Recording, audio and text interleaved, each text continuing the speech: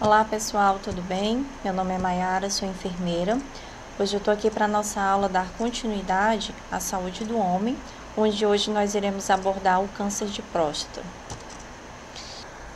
A próstata, ela é uma glândula, sua localização é na parte baixa do abdômen, ela tem a forma de uma maçã, lembra muito uma maçã, se localiza abaixo da bexiga e ela fica frente ao reto. A próstata ela envolve a porção inicial da uretra, ela produz parte do sêmen. O sêmen ele vai ser composto pelos espermatozoides, o líquido seminal e o líquido prostático. E é o segundo tipo de câncer mais comum entre os homens, tirando o câncer de pele do tipo não melanoma, que ele prevalece tanto no sexo feminino como no sexo masculino. E esse câncer, ele representa cerca de 10% do total de cânceres. Anatomia, a gente pode verificar na figura aqui da sua esquerda, a bexiga. Nós temos aqui os ductos seminais da vesícula seminal e nós temos também a uretra. Daí, quando esse paciente, ele tem algum câncer, algum nódulo que vai estar pressionando essa parte inicial da uretra, daí que vai aparecer os sinais e sintomas da dificuldade ou qualquer distúrbio relacionado ao sistema urinário. Nós temos aqui na figura do lado direito uma outra visão. Aqui nós temos a bexiga, nós temos aqui a próstata, vocês podem observar um pouco o formato da maçã que foi citado anteriormente. Logo aqui acima e abaixo da bexiga, a vesícula seminal. O reto fica logo aqui atrás da próstata. Nós temos aqui o ducto seminal, vai passar pela próstata, o ducto seminal e também a uretra. Uma outra visão, uma outra imagem, nós temos aqui a visualização melhor da uretra, saindo da bexiga. E nós temos também aqui a próstata, aqui a parte do reto, que fica logo atrás. Câncer de próstata. A taxa de incidência é de 6 vezes maior em países desenvolvidos do que em países em desenvolvimento. Ele é considerado um câncer de terceira idade, porque 3/4 dos pacientes que são acometidos por essa patologia vão ocorrer em torno de 65 anos ou mais. Então, a prevalência maior é realmente na terceira idade. É o principal fator de risco, a idade. O crescimento ele pode acontecer de forma lenta, que é o que acontece na maioria dos casos, podendo levar cerca de 15 anos para que um nódulo possa crescer em torno de 1 centímetro cúbico. Nesse caso do crescimento lento, que é o tipo mais comum, não vai aparecer sinais e sintomas e também não vai trazer ameaça à saúde desse paciente. Já quando acontece o crescimento rápido, pode ocorrer, é bem mais fácil ocorrer metástase e é bem mais fácil esse paciente vir a óbito. A estimativa de novos casos para 2016, baseado no site do INCA, Instituto Nacional do Câncer, é de 61.200 novos casos, correspondendo a 28,6%. E o número de mortes em 2013 foi de 13.772. Então, é um valor bem assustador. Às vezes a gente não tem noção da quantidade de pacientes que são diagnosticados com o câncer de próstata e aqueles que vêm a óbito pelo mesmo motivo. Os fatores que explicam o aumento das taxas de incidência. O aumento na expectativa de vida vem acontecendo cada vez mais, a melhoria e a evolução nos métodos diagnósticos e também na qualidade do sistema de informação. Talvez anteriormente existisse até mais pacientes acometidos com câncer de próstata, mas devido à deficiência nesta questão do diagnóstico e também na questão da informação, ela ser sistematizada, então muitos passavam em branco, sem entrar nessa contagem que era feita. E também a questão de sobrediagnóstico, que eu falei na aula anterior. E se tratando da disseminação do rastreamento, é quando é feito o rastreamento, algo que não é recomendado pelo Ministério da Saúde, pelo INCA, por ninguém. Então, também quando acontece esse sobrediagnóstico, vai trazer um aumento na taxa de incidência. No caso do sobrediagnóstico, vai ser uma taxa de incidência nula, que não é real. A prevenção. Dieta rica em frutas, verduras, legumes, grãos, cereais integrais com menos gordura. Atividade física 30 minutos diários. Lógico que isso vai de caso a caso. A gente não pode recomendar a um paciente totalmente sedentário que faça 30 minutos de atividade física diariamente. Então, isso é a forma geral, mas cada caso tem que ser analisado com calma.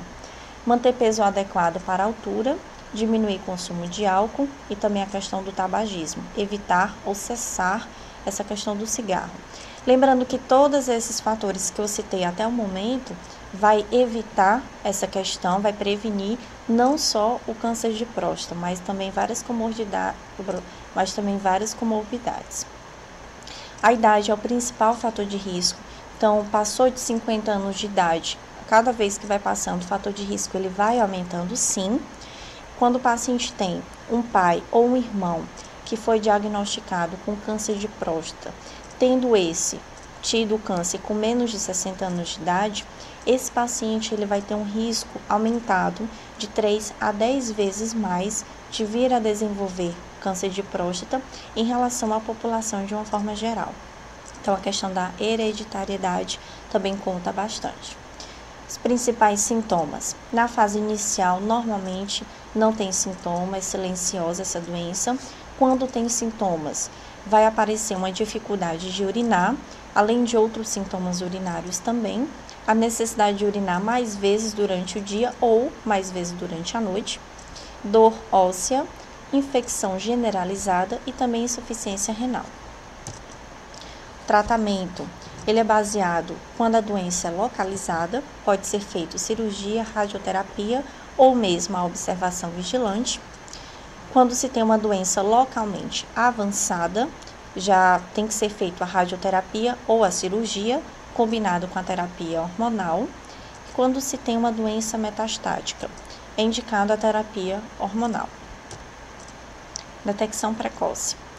Compreende em duas estratégias. Primeiro, diagnóstico precoce, é o diagnóstico em pacientes sintomáticos, e quando se tem o rastreamento, que é um paciente assintomático e aparentemente saudável.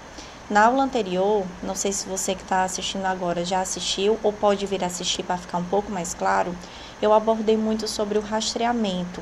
Ele não é indicado ser feito nos pacientes assintomáticos, os exames de toque e o exame de PSA.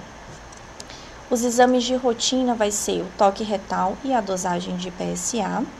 As evidências científicas mostram que existem mais danos do que benefícios ao ser feito esses exames no paciente assintomático, ou seja, para rastreamento do câncer de próstata. O Instituto Nacional do Câncer diz não organizar programas de rastreamento e homens com demanda espontânea devem ser orientados quanto aos riscos e benefícios. Não só os riscos e benefícios, eles devem ser orientados a quais sinais e sintomas eles podem observar caso eles venham a desenvolver a doença. Diagnóstico. É baseado no toque retal, na dosagem de PSA no sangue. PSA é o antígeno prostático específico. A necessidade pode haver de ser realizado uma ultrassom pélvica ou mesmo a biópsia, que é o exame histopatológico, que ele pode ser parcial ou total, que é a chamada prostatectomia. A biópsia, ela vai trazer uma escala de pontuação de Cleason, baseada na sua aparência. Aqui nessa imagem nós temos os 5 estágios da escala, certo? No número 1, essas células, elas vão estar pouco diferenciadas das células normais do órgão. Já de forma gradativa, no grau 5, ela já vai estar bem diferenciada do que seria o normal. A escala ela é baseada, grau 1, aqui é um resumo das características de cada grau, certo? Grau 1, geralmente as células são uniformes e pequenas, com pouca variação de tamanho e também de forma, com as bordas bem definidas, densamente agrupadas e a distribuição homogênea e com pouco estroma entre si. O estroma ele vai ser o tecido nutritivo, como próprio termo já diz, nutritivo, ele vai nutrir o tumor. Então, no caso do grau 1, vai ser pouco ou nem encontrado o estroma. No grau 2, as células variam mais em forma e tamanho do que o grau 1 e as glândulas formadas são frouxamente agrupadas e com bordas irregulares.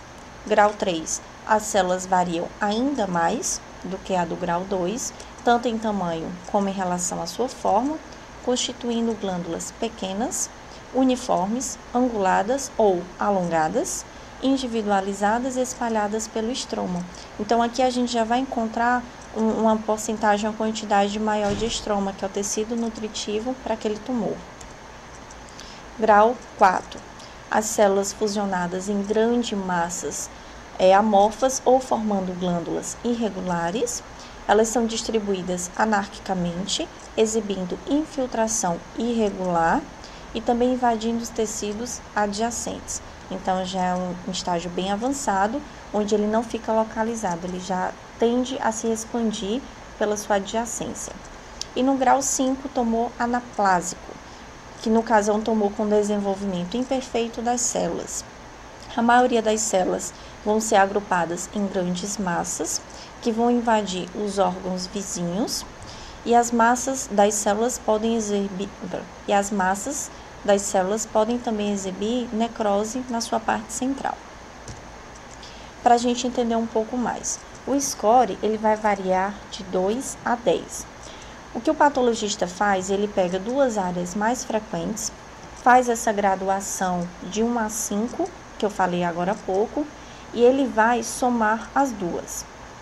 Quanto menor o score, melhor será o prognóstico desse paciente. A chance do câncer disseminar-se para fora da próstata em 10 anos, com dano em outros órgãos, os órgãos adjacentes principalmente, afetando a sobrevida. Nós temos, quando a taxa é de 2 a 4, 25% de chance disso vir a acontecer.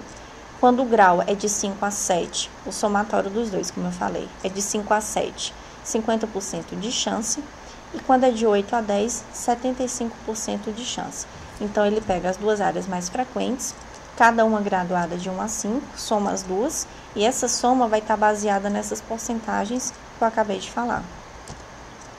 Aqui uma imagem do toque retal.